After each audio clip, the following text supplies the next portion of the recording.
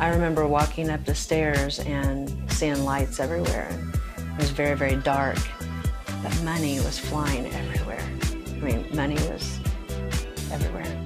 It was survival that compelled Dana Candio to step onto a stripper stage for the first time. And the thing that hit me was my bills.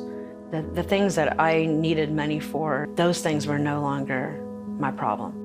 Dana grew up in Independence, Missouri, where she lived in poverty. Her mom was a teenage drug addict and alcoholic, and her father was a convict. She felt no one cared. Then, at age 8, she was sexually abused by an acquaintance of her mom's.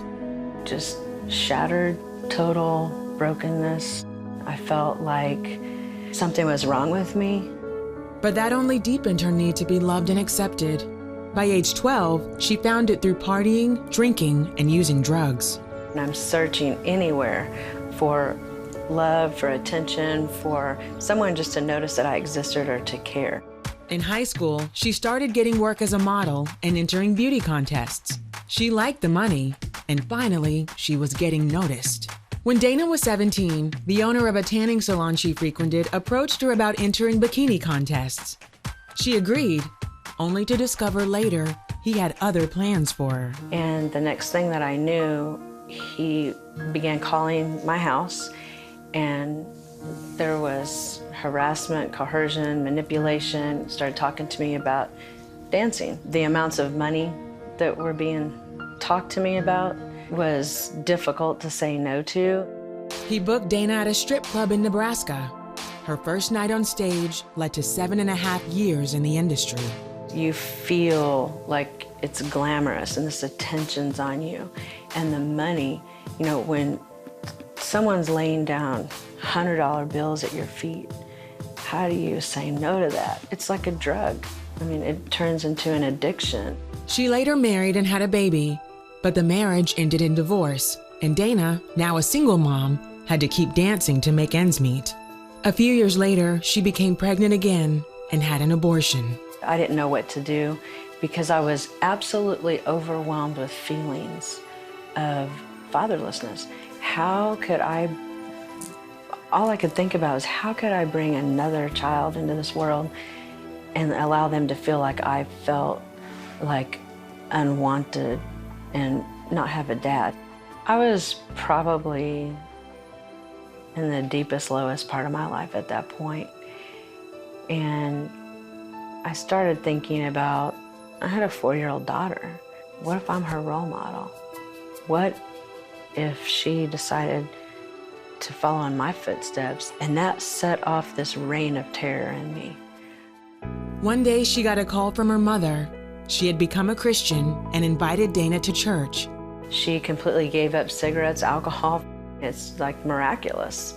And watching that transformation process happen, it caused me to go and see what's happening.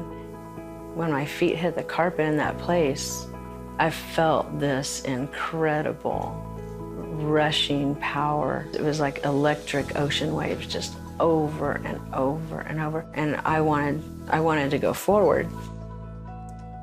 I had that drive and that desire to go forward, but I started to hear this whisper, you don't have a plan for that.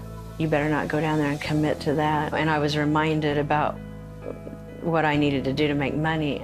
And so it caused me that day to walk back out the door. The next Sunday, Dana went back to the church.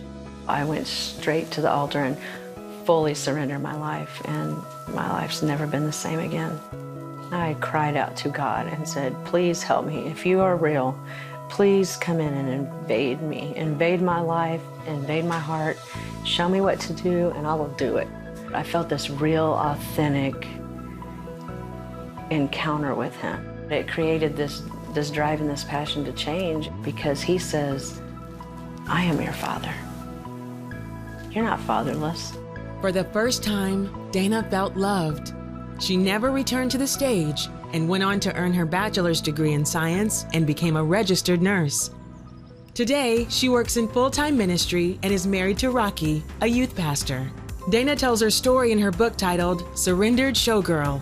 She reaches out to women in the sex industry through her ministry, Lions Beauty Queens.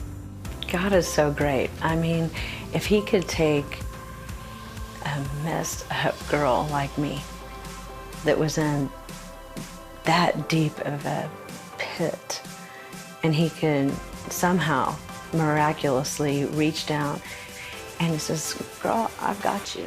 I'm gonna pull you out of this thing. And if he can do that for me, he can do that for anyone.